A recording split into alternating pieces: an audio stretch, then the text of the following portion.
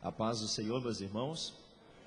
Abram a Bíblia, por favor, na carta de Paulo aos Filipenses, no capítulo 2, e vamos ler o verso de número 25. Filipenses, capítulo 2, e o verso de número 25. Sou grato a Deus por estar com vocês. Para mim é um privilégio poder esta manhã ministrar-lhes a palavra, em especial conhecer a irmã Maria das Graças, Araújo, desculpa, que eu conhecia só de notícia, na verdade, de ouvir falar, mas que Deus abençoe pelo trabalho que está desempenhando, que Deus prospere o seu serviço no reino.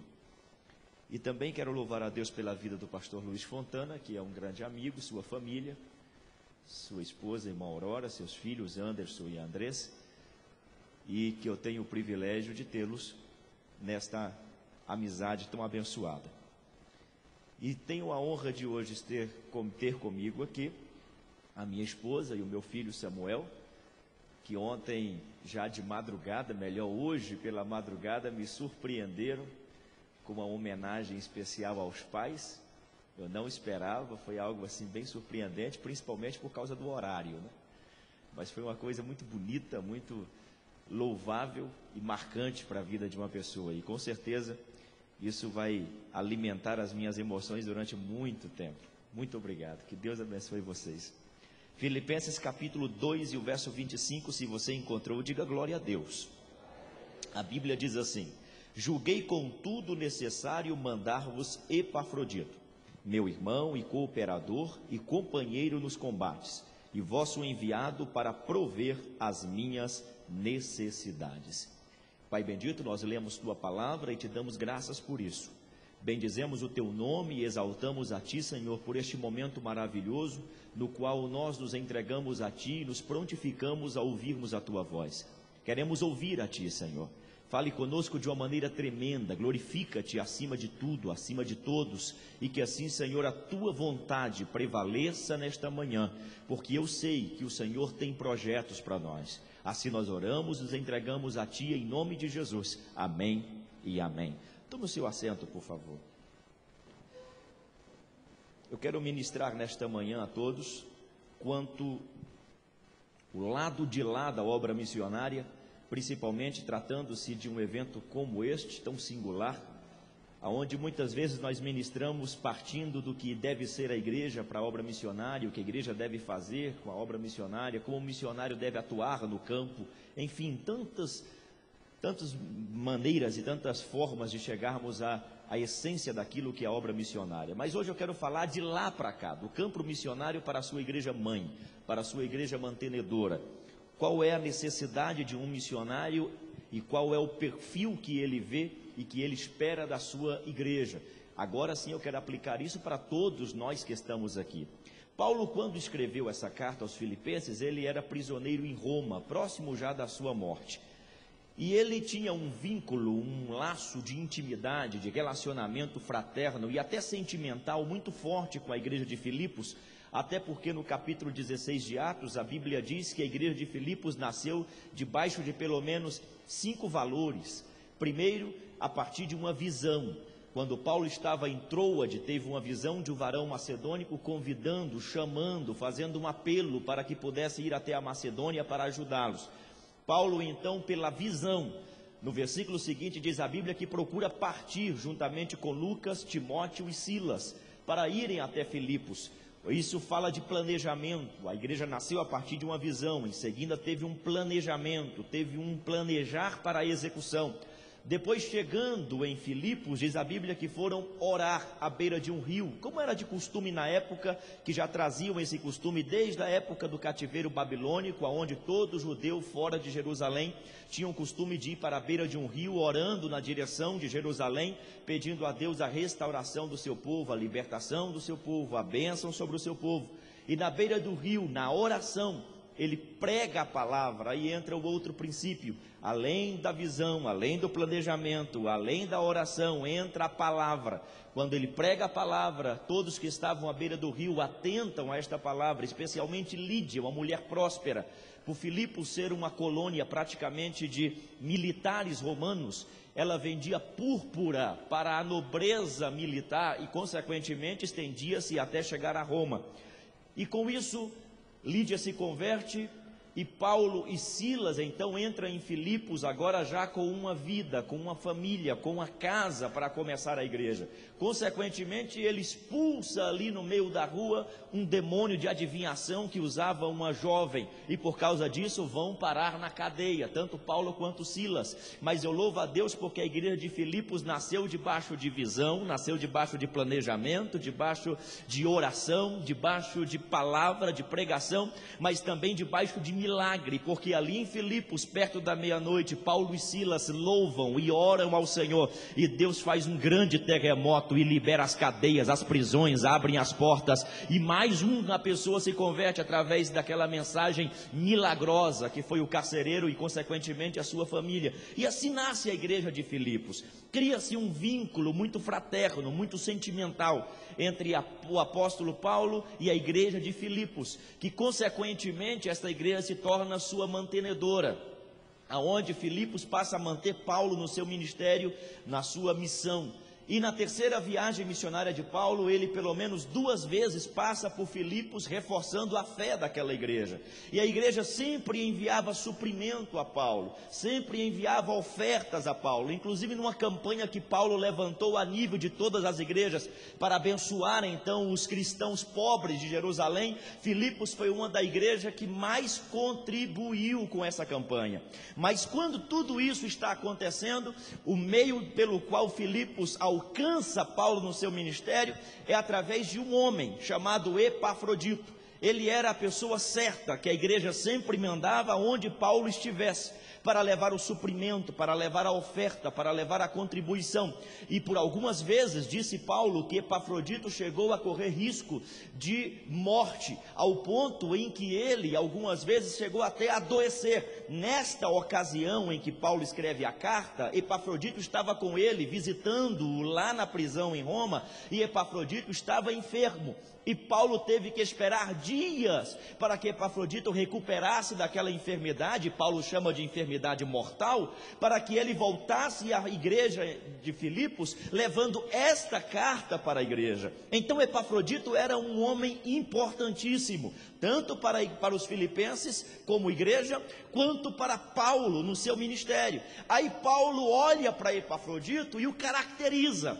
E essa caracterização que Paulo dá a Epafrodito é basicamente o perfil que Paulo tem da igreja em Filipos. Aí ele chama Epafrodito de meu irmão, meu cooperador e meu companheiro. Este é o perfil que Paulo está vendo da sua igreja mantenedora, através do mensageiro da sua igreja. Ele olha para a sua igreja, não, a minha igreja, através desse mensageiro, é uma igreja que pode ser chamada de minha irmã, faz parte da minha família, é uma igreja que pode ser chamada de cooperadora no meu ministério, pois me apoia naquilo que faço, e é uma igreja que é minha companheira, pois tem o mesmo coração, a mesma motivação que eu tenho.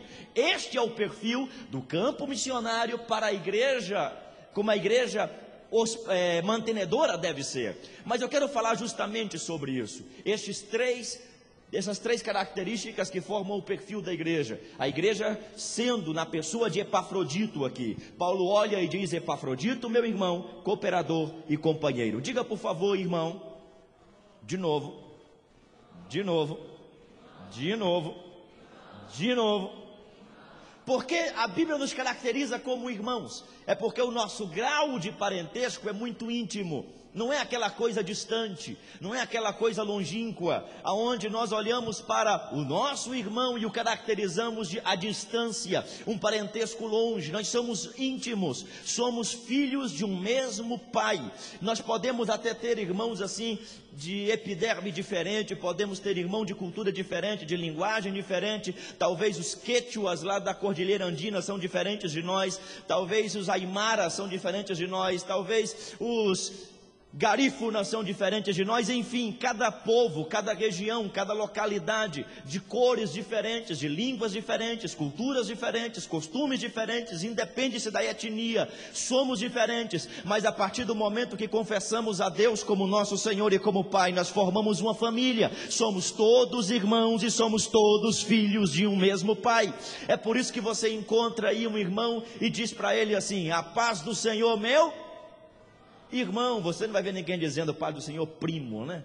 Somos todos uma família, paz do Senhor, meu irmão. E esta é a vontade de Deus, que sejamos legitimamente uma família. Porém, nem sempre os irmãos vivem em perfeita harmonia. Às vezes os irmãos brigam. Quem tem irmão aqui no sentido biológico, por favor, filho do seu pai, da sua mãe, ou só de um lado, levante a mão, por favor. Quem tem irmãos? Abaixe a mão. Agora me respondam também na mesma sinceridade em que levantaram as mãos, na mesma verdade em que levantaram as mãos. Quantos aqui já brigou com o seu irmão alguma vez na vida? Levante a mão. Até quem não tem irmão levantou a mão. Para brigar com o irmão, basta que se tenha irmão. Às vezes nós não vivemos em perfeita harmonia, às vezes a coisa fica meio intrigante, às vezes a coisa fica meio conflitante, e nós olhamos para o nosso irmão e fazemos biquinho, estamos de mal, não conversamos, aquela coisinha que acontece entre família, e isto é até bíblico. Só que apesar de qualquer coisa que venha acontecer entre nós, não nos descaracteriza como família. Nós permanecemos filho de um mesmo pai, e tem um pai que conserta as coisas, que arruma a casa e que abençoa a família, e Deus sabe como tratar isso. Olha o que diz a Bíblia em Gênesis no capítulo 4 e verso 9, a Bíblia diz que Deus chega a Caim e diz: Caim, aonde está Abel, o teu irmão? Aí Caim responde para Deus: mas Senhor, por acaso eu sou guarda-costas do meu irmão? Eu sou guardador do meu irmão por acaso? Ele tinha acabado de matar o seu irmão Abel. Mas nem assim Deus descaracterizou a família, mesmo um sendo assassino de outro. Deus chamou Abel de seu irmão. Eu sei que hoje o diabo não vai achar brecha em nós, e graças a Deus por isso, para que nós venhamos assassinar o nosso irmão, assim como Caim assassinou o seu irmão. Mas hoje Satanás usa uma arma muito mais terrível, que ele não usa mais uma arma, ele não usa uma ferramenta branca, ele não usa uma arma de fogo, ele não usa nada disso. Hoje irmão assassina e mata irmão, é com a palavra, é com a língua. Quando as brigas vêm, feridas acontecem, palavras duras e que machucam acontecem. E aí acontece de um assassinar a moral, a dignidade, a reputação, o nome de alguém. É muito difícil criar uma história na vida, mas é muito fácil destruí-la com um comentário. Falar alguma coisa que denigre o outro, destrói o nome, a reputação da pessoa. Irmão, a coisa mais difícil é você ter na praça o bom nome, e a coisa mais fácil é ser chamado de qualquer outra coisa. É tão terrível isso, porque muitas pessoas têm a língua como ferramenta de assassinato legitimamente. Quantos estão feridos por causa de se vitimarem em alguma situação e algum comentário negativo?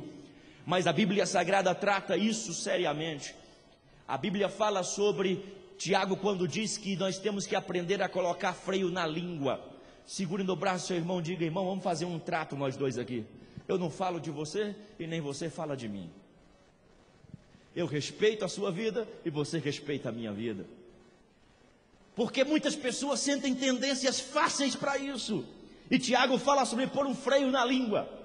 Quando eu pastoreava em Honduras, América Central, nós tínhamos uma congregação num departamento chamado Graças a Deus, que era mais ou menos como a Amazonas no Brasil, era uma área remota do país. O nome do departamento era Graças a Deus. E que de graças a Deus não tinha nada, irmão, tinha que chamar-se era misericórdia. E para visitarmos as duas congregações que tínhamos lá, nós tínhamos que viajar pelo menos 3 dias montados a cavalo. E eu, acostumado a ver cavalo na televisão, para mim foi uma experiência maravilhosa. E quando esses 3 dias que eu viajava montado a cavalo, claro que me deixaram sequelas. E eu me lembro que o pastor que me acompanhava, era um hondurenho, me ensinou a colocar o arreio, a montura sobre o cavalo. E eu aprendendo a apertar aquela barrigueira, não sei como é que chama aquilo, sei que aperta debaixo da barriga do cavalo. E eu estava apertando aquela tira de couro, aquela coisa toda, preparando para montar. Aí ele disse: agora põe o freio na boca do cavalo. Eu peguei e coloquei o freio. Ele disse: pastor, é na boca, tá certo, mas tem um detalhe que vai fazer a diferença na hora de frear o cavalo. Pegue o freio, que é na verdade uma peça de ferro, e coloque debaixo da língua do cavalo. E aí quando o cavalo correu, o senhor mantém a rédea curta, e quando puxar a rédea, o cavalo vai jogar a língua para fora e vai estancar, ele para mesmo. E eu fiz o teste, coloquei o freio debaixo da língua do cavalo, montei, aticei o cavalo para correr, e quando ele correu, puxei a rédea, ele deu aquela empinada e parou, disse que funciona mesmo. Que maravilha. Aí eu entendi o que Tiago estava dizendo sobre colocar o freio na língua. Então, meu irmão, não se assuste se algum irmão chegar na igreja um dia de língua para fora, é o Espírito Santo puxando a rédea e dizendo: fale menos, está falando demais, freio. A Bíblia nos manda vigiar naquilo que nós falamos, até porque daremos conta de cada palavra torpe que sair da boca. E isto é sério. E o que tem de irmão matando irmão não reira. Mas a Bíblia também nos mostra a responsabilidade de vivermos em unidade. Como é que diz o Salmo 133? Digam, por favor. Todo mundo sabe, alguns estão com vergonha, eu sei. Mas é isso que você está pensando aí, exatamente isso. Ó, quão bom e quão suave é que os irmãos vivam em união. A versão espanhola, Reina e Valera, diz assim: mirad cuán bueno y cuán delicioso es habitar los hermanos juntos en armonía. O vocábulo hebraico que se usa no português para traduzir suave, no espanhol é o mesmo vocábulo que se usa para traduzir delicioso. É porque é a mesma coisa. Quando a Bíblia fala que é delicioso habitar em unidade, significa que nós na unidade produzimos como irmãos prazer no paladar de Deus. Você conhece o sussurro universal da delícia? Aquele que faz assim, faça isso por favor. É o sussurro universal da delícia. Na verdade, delicioso não tem nome, delicioso depende do gosto de cada um. Pode ser que para alguém aqui seja uma picanha na chapa, se é o teu, faça Pode ser que para alguém aqui seja, não sei, vamos dizer aí, uma macarronada daquela bem italiana. Está melhorando.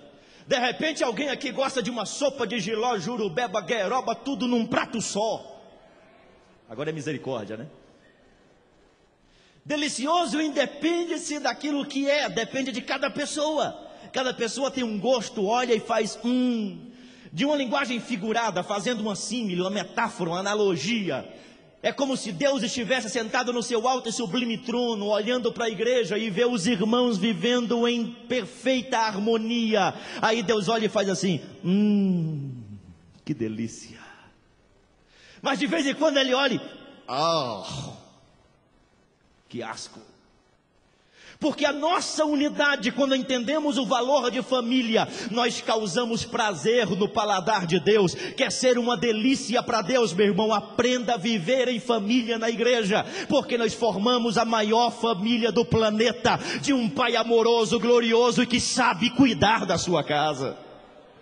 Mas não adianta, por mais que Satanás queira dividir essa família entre irmãos, o nosso Deus sabe como nos unir.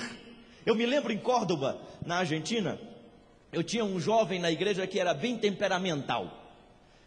E ele tinha um irmão mais velho que também era bem temperamental. E os dois resolveram brigar. E nesta briga, um joga uma ferramenta, porque trabalhava em oficina mecânica, um jogou a ferramenta na cabeça do outro. O mais novo machucou a cabeça do mais velho. E aí entraram naquele sistema de não conversamos, não nos conhecemos, eu não me importo com você, e virou aquela confusão. Aí os pais vieram a mim e disseram: pastor, nos ajude a resolver esse problema, nossos filhos estão intrigados. E eu chamei os jovens, conversei com eles, falei com eles sobre a responsabilidade de unidade, e enquanto eu tratava, nada resolvia. Os levei no gabinete, visitei-os em casa, e nada resolvia. Eles estavam legitimamente brigados e nada os unia, e acabou. Briga de irmão. E os dois estudavam à noite. Um dia, o mais novo, o ofensor, saiu mais cedo da aula, e quando ele estava no pátio do lado de fora, aquelas encrenquinhas de colégio, coisa de menino de escola, de repente começaram a brigar por lá e quiseram bater naquele mais jovem que era o ofensor. O mais velho ofendido estava na sala de aula. Alguém correu lá e disse: rapaz, estão batendo no seu irmão lá na porta da escola. Ele saiu da aula e disse: o quê? No meu irmão? No meu irmão ninguém bate, eu não aceito um negócio desse. E correu para defender o irmão. Estavam brigados, estavam sem conversar. Mas não adianta, meu irmão, o nosso laço de família fala mais forte que a circunstância. E o nosso Deus é o nosso Pai que sabe tratar a nossa unidade. E eu creio que Deus controla a sua casa. Além disso, Paulo caracteriza Epafrodito muito mais do que seu irmão, caracteriza-o como seu cooperador. Irmão basta ser filho de um mesmo pai, agora cooperador é fazer a mesma coisa que o outro faz. Na verdade, nós não chegamos muitas vezes tão distante, tão longe, porque não temos pessoas que nos ajudam o suficiente naquilo que estamos fazendo. Você já percebeu que a nossa tendência é orar dizendo: Senhor, nos manda cooperadores. Eu nunca ouvi alguém dizendo: Senhor, me faça um cooperador. A coisa mais difícil é alguém ser uma pessoa tão solícita para ajudar ou para fazer. A maioria das vezes queremos ser ajudados, principalmente nessa cultura do individualismo. Antigamente, quando a cultura começou a desenvolver-se do individualismo, o ditado comum era assim: cada um por si e Deus. Agora mudou, irmão, agora o negócio ficou mais individualista ainda, cada um por si e Deus só para mim.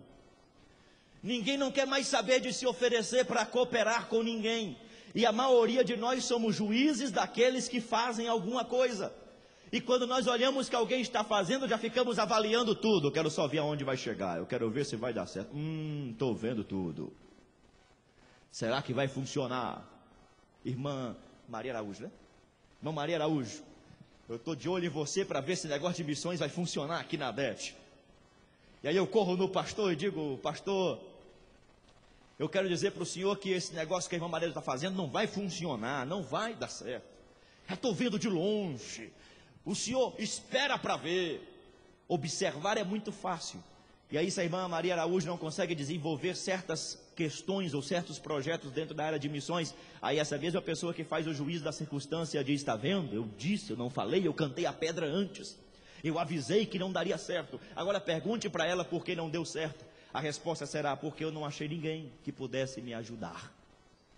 Muitas coisas que fazemos na igreja não funcionam como deveriam funcionar, porque nós não temos cooperadores suficientes para fazer funcionar. Quando nós somos cooperadores, passamos a fazer a mesma coisa, tudo passa a andar diferente. E sabe, quem não trabalha, dá trabalho, não é esse o ditado? E é uma plena realidade. Se você quer ser abençoado na obra, meu irmão, comece aprendendo a cooperar, porque uma vez que você aprende a cooperar, nunca na sua vida faltará cooperadores, porque Deus honrará o seu serviço. E isso é fundamental. A Bíblia fala que um dia Moisés, no capítulo 4 de Êxodo, estava num diálogo com Deus, na sarça ardente ali no Monte Horebe, ou no Monte Sinai. E naquele diálogo com Deus, Deus estava convencendo Moisés de libertar o povo do Egito, mas foi uma luta para convencer Moisés, irmão. Tem gente que até Deus tem que argumentar muito para convencer. Cotovelo, seu irmão, diga: misericórdia, irmão. Moisés vai libertar o povo no Egito. Moisés: Senhor, eu vou não, conheço o Egito, passei lá, foi 40 anos, sei muito bem como funciona. Mas Moisés, eu vou te usar, Moisés. Mas Senhor, Moisés, que tem nas mãos uma vara, joga no chão, jogou, virou uma serpente. Que tremendo, Deus. Pega na cauda da serpente. Sim, Senhor. Pegou, virou cajado de novo. Este Deus é maravilhoso. Mas não vou não, Senhor, eu sei como é o Egito. Moisés, eu vou te usar. Não, Senhor, não vou. Coloque a mão no peito. Sim, Senhor. Tire a mão. Está leprosa, põe de novo. Tira, sim, Senhor, estou curado. Este é meu Jeová Rafá. Oh, Deus maravilhoso. Mas não vou não. O Egito eu conheço, lá é terrível. Moisés, eu vou te usar. Mas Senhor, não sei nem qual é o teu nome. Diga que o eu sou te mandou. Que nome, hein, irmão? Eu sou. Deus é o único ser que pode dizer eu sou, pois só Ele é imutável. Tem muita gente dizendo eu sou hoje aqui, na semana que vem não é nada daquilo que disse que era. Nós somos mutáveis, Deus não. Deus é o único que pode dizer eu sou. E na versão hebraica, cabe-se para o presente quanto para o futuro. No hebraico, Deus estava dizendo: eu sou o que sou agora, como eu serei o que serei amanhã. Ele está dizendo: eu posso ser o que sou neste momento para você, e eu posso ser o que você precisará que eu seja amanhã. E naquele momento Moisés ouviu e disse: oh, maravilha, seu nome tremendo, ninguém pode ter um nome desse, mas eu não vou. Aí começou uma série de desculpas: sou pesado de língua. Na versão hebraica se subentende que é gago mesmo. Aí tem gente que força a barra, né? Diz que Moisés ficou gago porque ficou 40 dias cuidando de ovelha. Aí é forçar, né, irmão? Aí é forçar a barra. Mas ele era pesado na expressão. Mas engraçado, no Talmud hebraico, conta-se a história de Moisés como sendo um grande guerreiro diplomático. Já ouviu falar nisso? Guerreiro diplomático. Na época de Faraó, de Ramsés, Moisés era o seu conquistador de terras, de territórios, era o grande guerreiro. Mas sabe como ele conquistava? A Etiópia, por exemplo, é um modelo disso. A Etiópia na época era próspera, não era a Etiópia de hoje. Era da onde saíam as melhores sedas na época de Moisés. E sabe como ele conquistou a Etiópia? Na conversa. Chegou lá, bateu um papo com todo mundo, conversou com a realeza, os convenceu de serem súditos de Faraó, e ainda levou uma grande caravana para fazer uma grande festa para Faraó no Egito. E quando chegam lá, oferecem, estendem as melhores sedas, oferecem as melhores coisas para Faraó, tudo na conversa, não derramou uma gota de sangue. E agora chega para Deus e diz: eu não sei falar, Senhor, eu não sei conversar direito. Começa a excusar-se para Deus.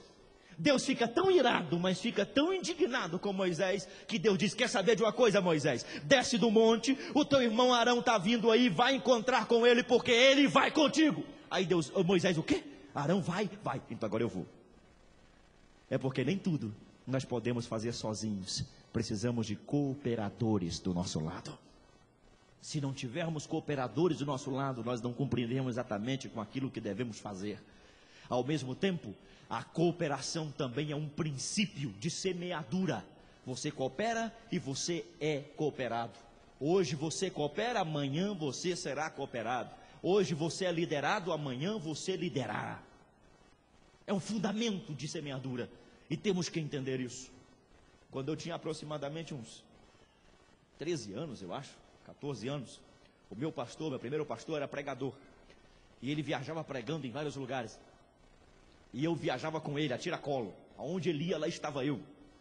Pense numa sombra do meu pastor. E eu me lembro um dia em Nova Chavantina, no Mato Grosso. Ele estava pregando no congresso.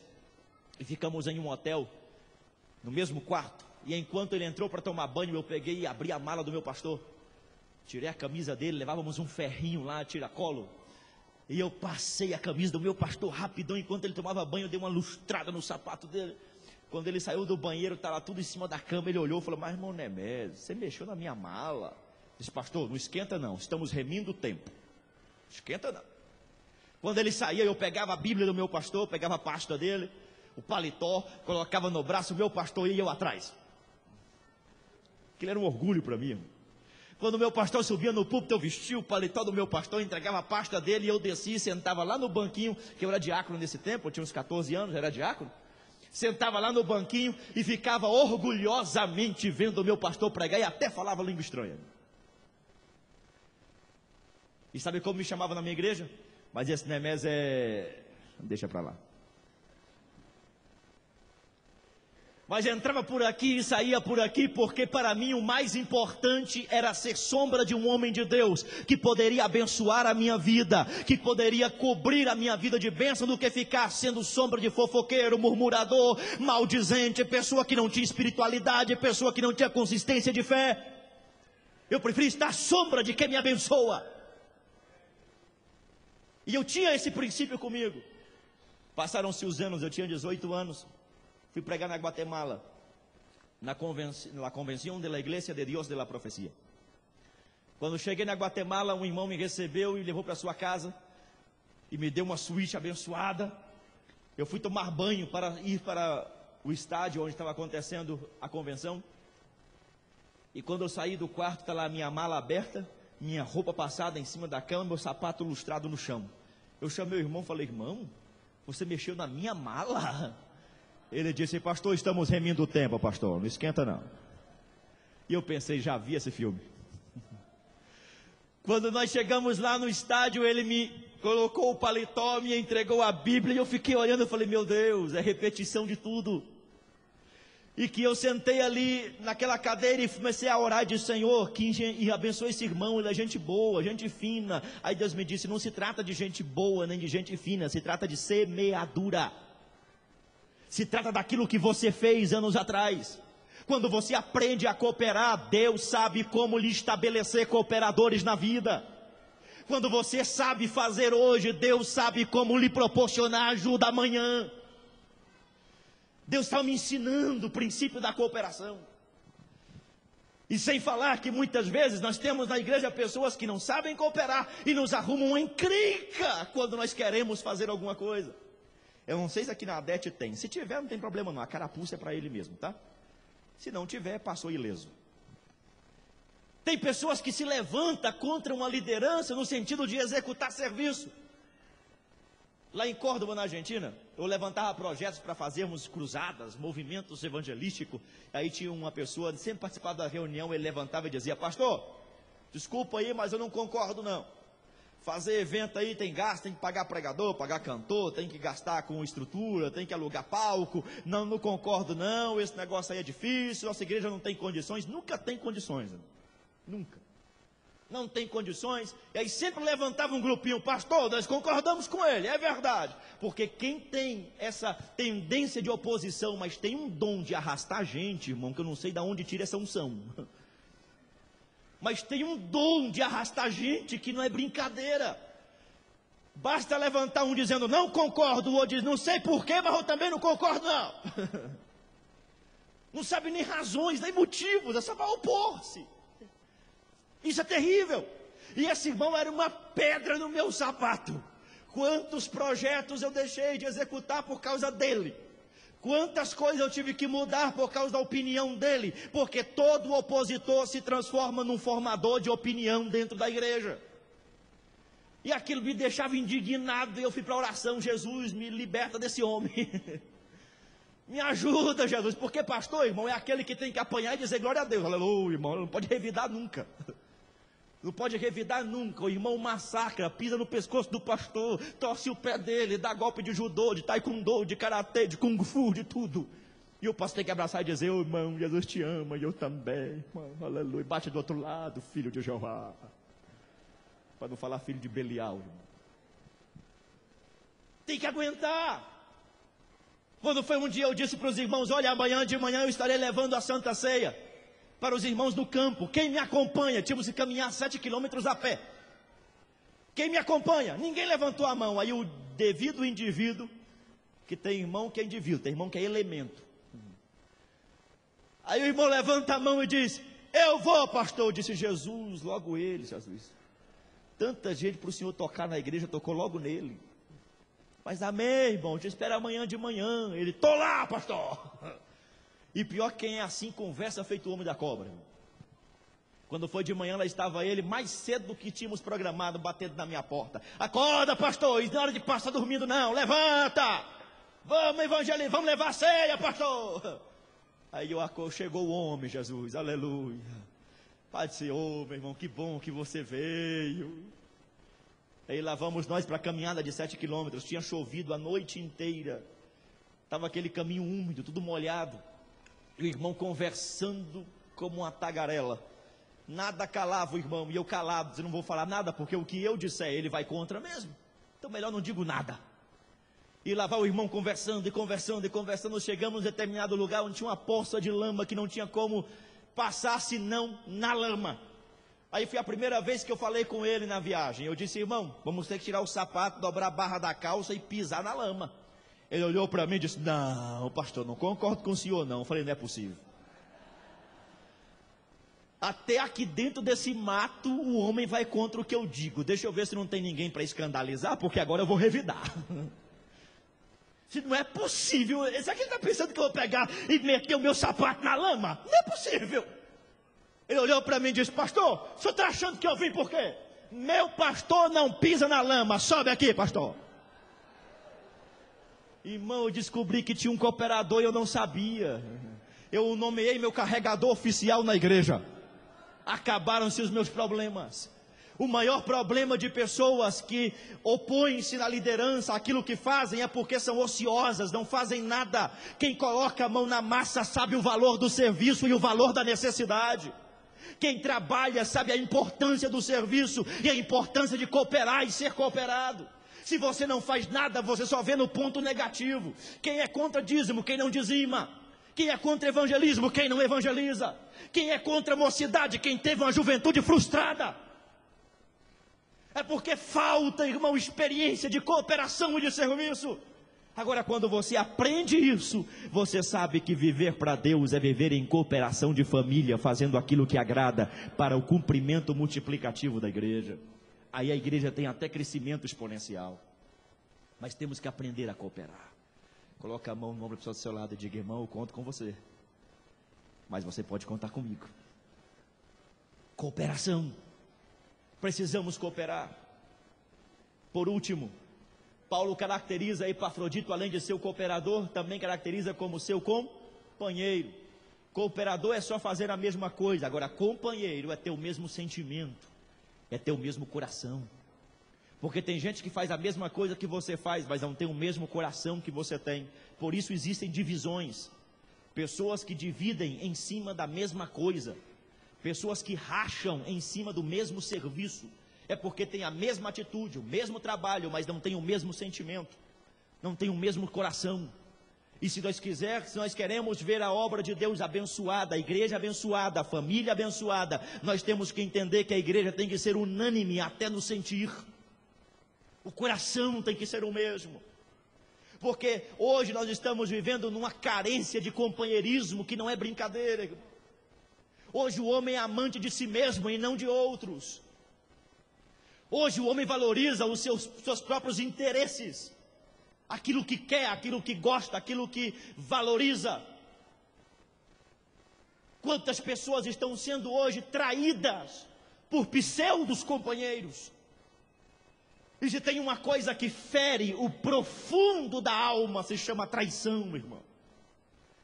Traição machuca de uma forma que produz uma ferida difícil de cicatrizar. Eu já sou pastor há quase 16 anos. Nesses quase 16 anos, eu falo quase porque são 15 e 7 meses. Quase 16 anos, eu nunca recebi no meu gabinete uma pessoa ferida por traição, que saísse de lá curada em um só aconselhamento. Nunca. Pode ser que amanhã eu encontre. Mas todas as pessoas que foram traídas na sua confiança, traídas por legítimos companheiros, ou pelo menos deveria ser, são pessoas que têm um sentimento amargurado por tempo, e só Jesus para curar a ferida da traição. Só Jesus. Porque a ferida é profunda demais. E as sequelas são terríveis. Quando não há companheirismo, existe a traição. A pessoa fica fria para amar e para ser amada. Ela não consegue mais dar gesto de afeto, de carinho. Cria-se um bloqueio, uma barreira de relacionamento. A pessoa não consegue chegar a outra mais e dizer eu te amo, ou receber com confiança o eu te amo de outro. Cria-se uma barreira emocional, uma parede, um bloqueio. E isso impede com que muitas pessoas vivam a plena felicidade por causa da ferida profunda na alma. E pasme, muita gente está vivendo assim, ferida no seu coração, sorri para você e chora para o espelho em casa, te abraça com palavras de carinho, de confiança e de afeto, e declara para si mesma palavras terríveis de dor e de lamentações.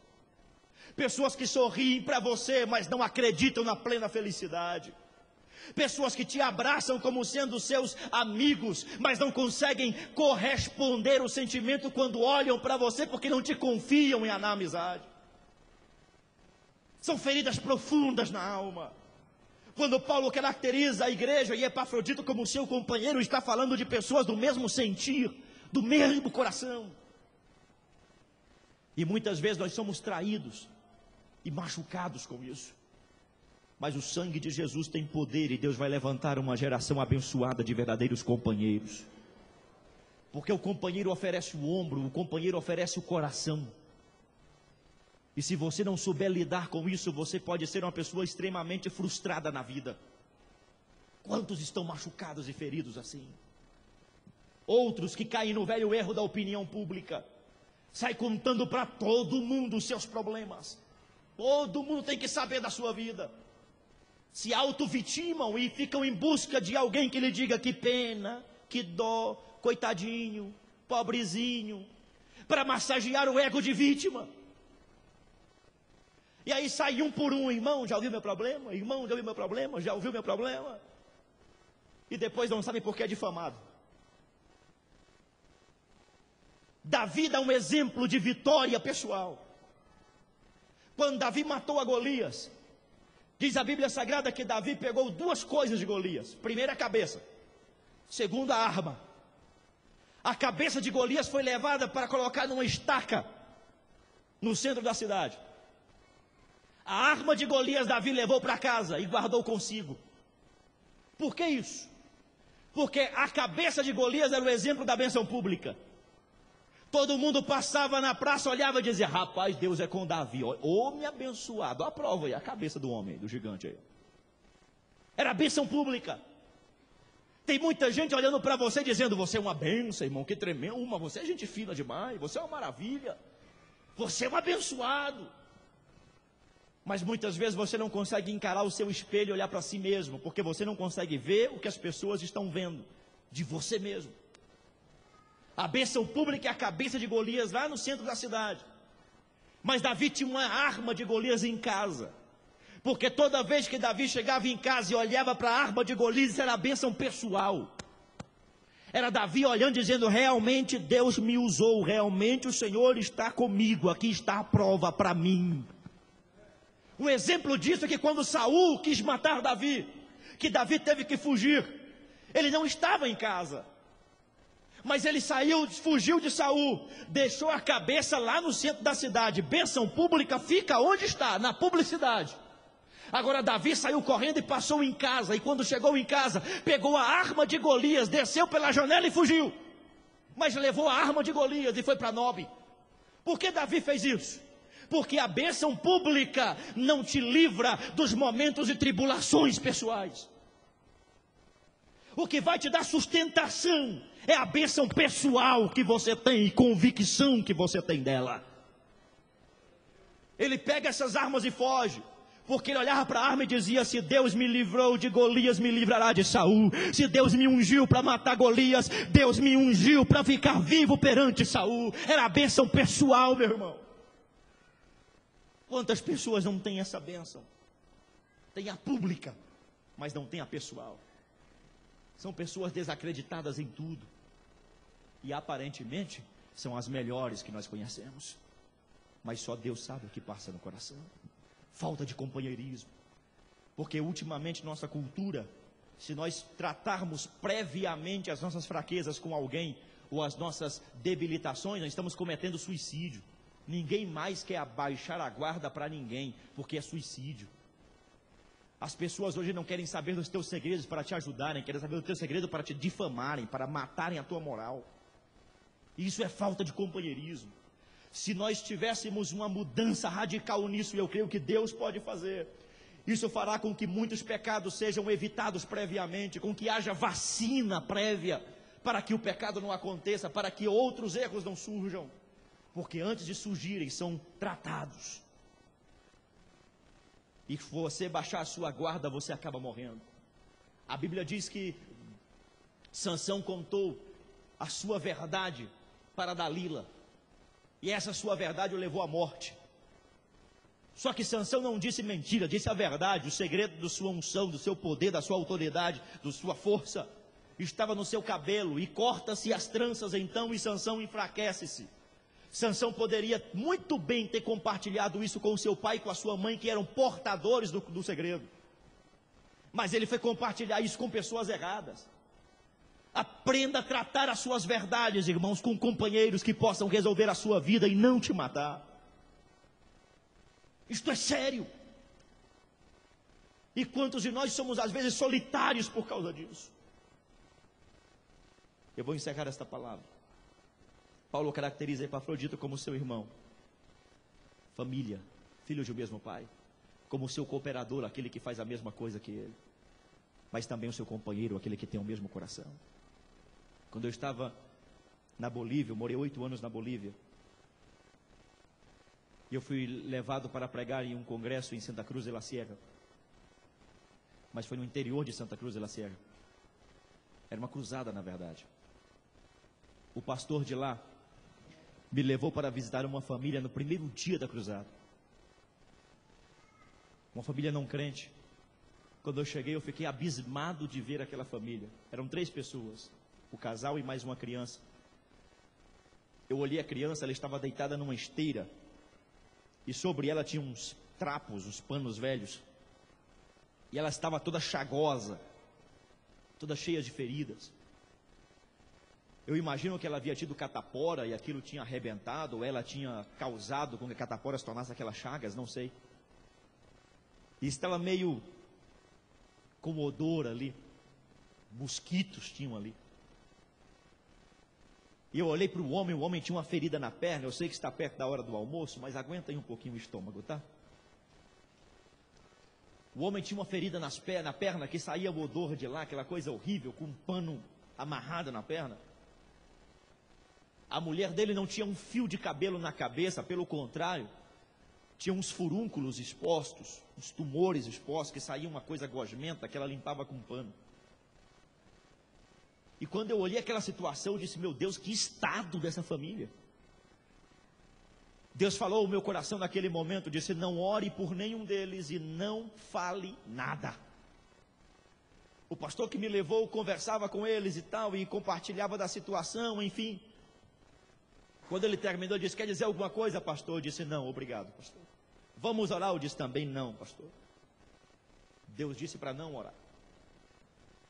E vamos fazer o que então, pastor? Me cochichou ele.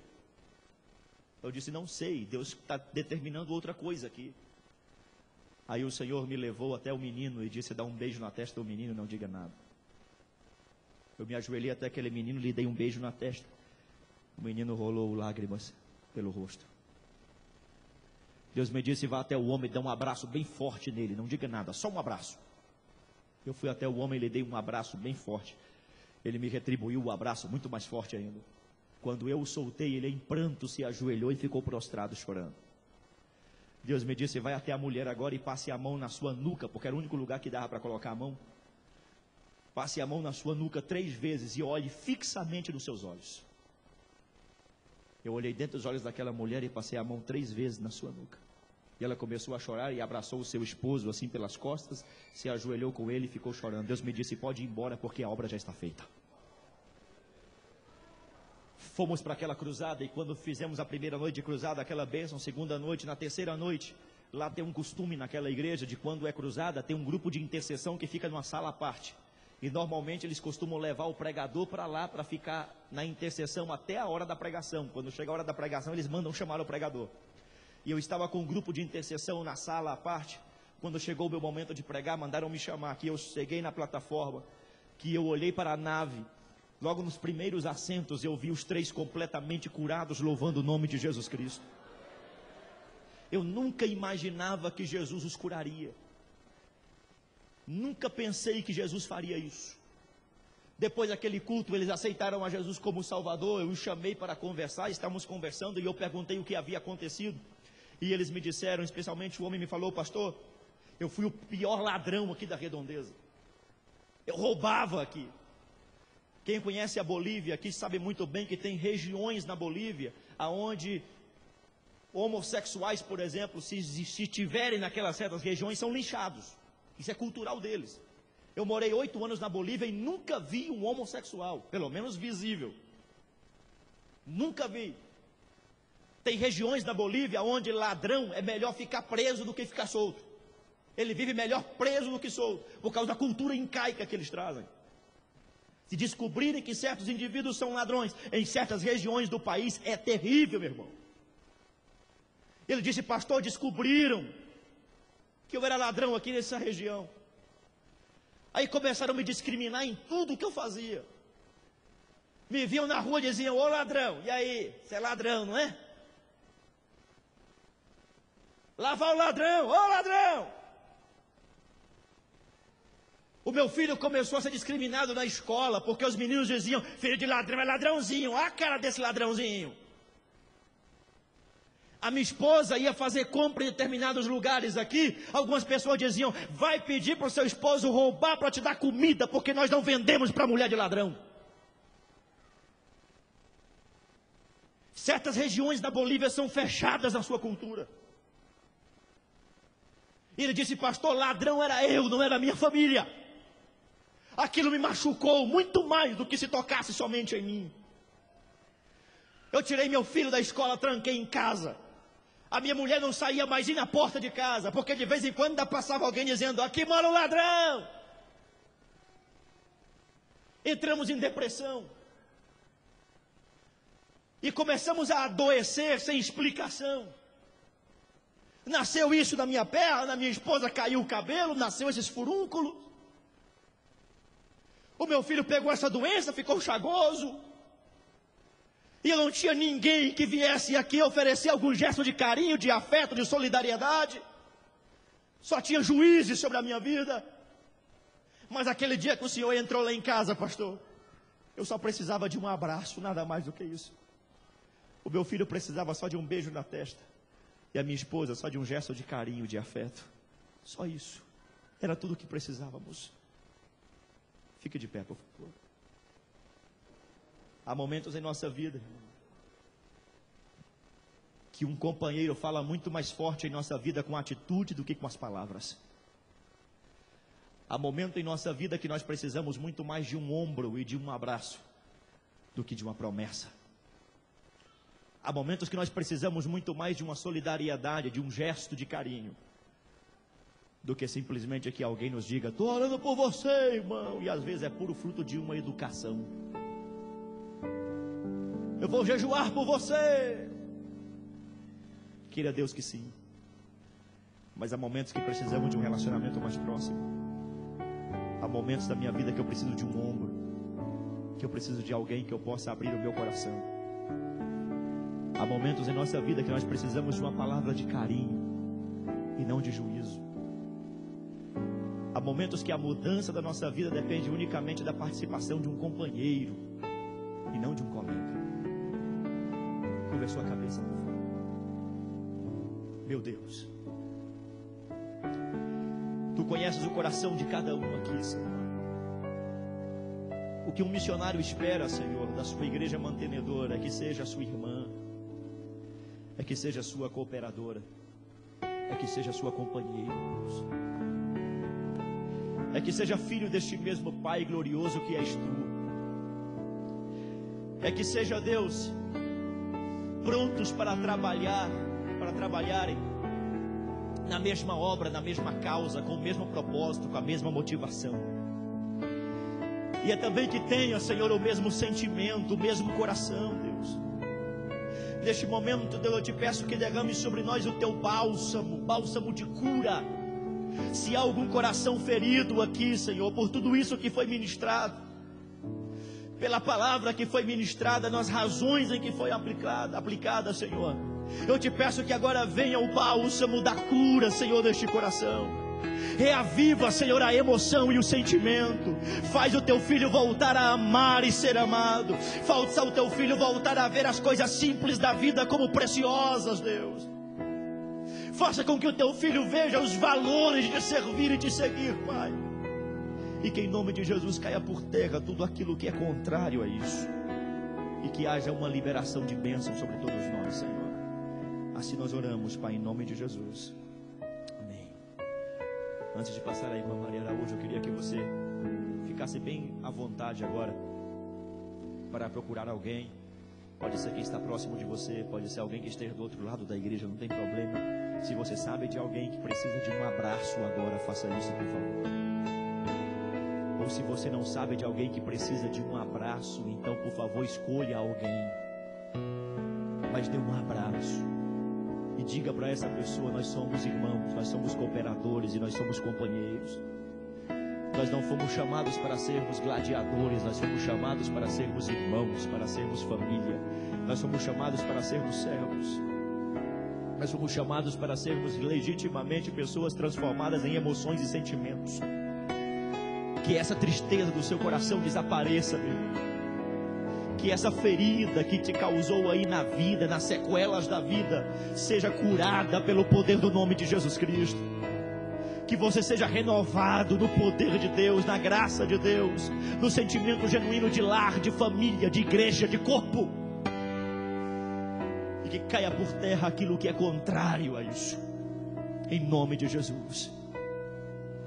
Eu quero que você fique muito à vontade para isso, pois eu creio que Deus neste momento está efetuando essa bênção, está realizando essa cura. Esposo, procure a sua esposa agora. Pais, procure os seus filhos agora. Que bom momento para isso. Que bom momento para isso. E chega, irmã, chega de vivermos escondendo nossas dores, nossos sofrimentos, porque não temos como curá-los. Isso está fora de cogitação. Nós temos um Deus que é o amigo mais chegado do que o irmão.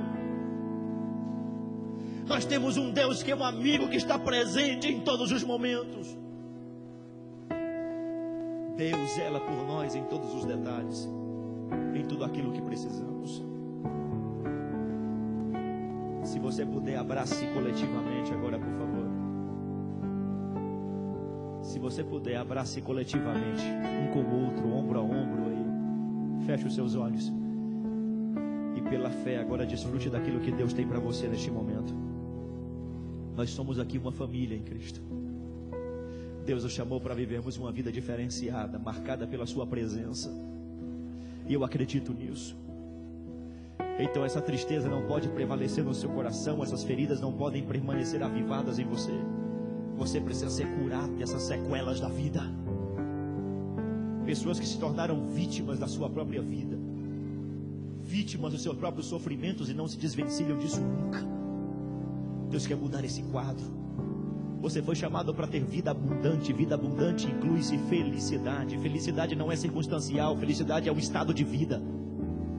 É um estado de vida. Felicidade é aquilo que você está atravessando um campo de batalha, onde tem milhares de soldados, e você vai à luta, e você consegue ver 1000 cair ao teu lado, 10.000 à tua direita, e quando você rompe o inimigo, você chega do outro lado, e você vê que você não foi atingido. É a paz que excede todo o entendimento. Todo mundo olha e diz: tudo favorece para desespero, e você está em paz. Tudo favorece para sofrimento descontrolado, para reação súbita de desespero, mas você está tranquilo. Isso é paz que excede o entendimento, porque Deus proporciona isso em você. Feche os olhos, por favor, agora. Entregue-se para Deus. Quero ser como criança. Traz essa inocência, Senhor. Te amar pelo que é.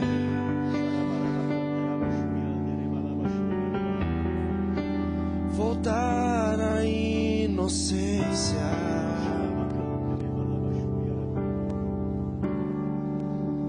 E acreditar em ti. Mas às vezes sou levado. Esse é o nosso problema. Pela vontade de crescer.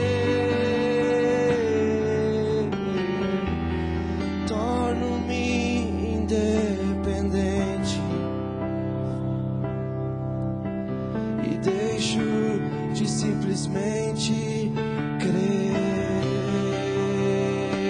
O Senhor te visita agora.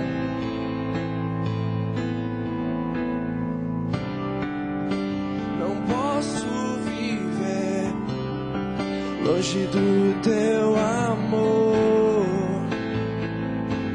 Senhor. Não posso viver longe do teu afago. Senhor, não posso viver longe do teu abraço. Senhor, eu não posso viver longe do teu amor. Senhor, abraça-nos, abraça-me.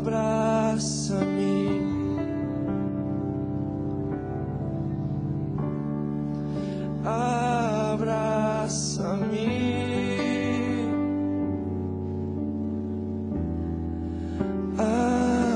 Abraça-me com os teus braços de amor.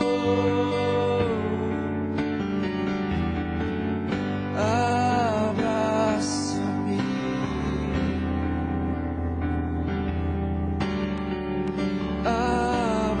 Abraça-me.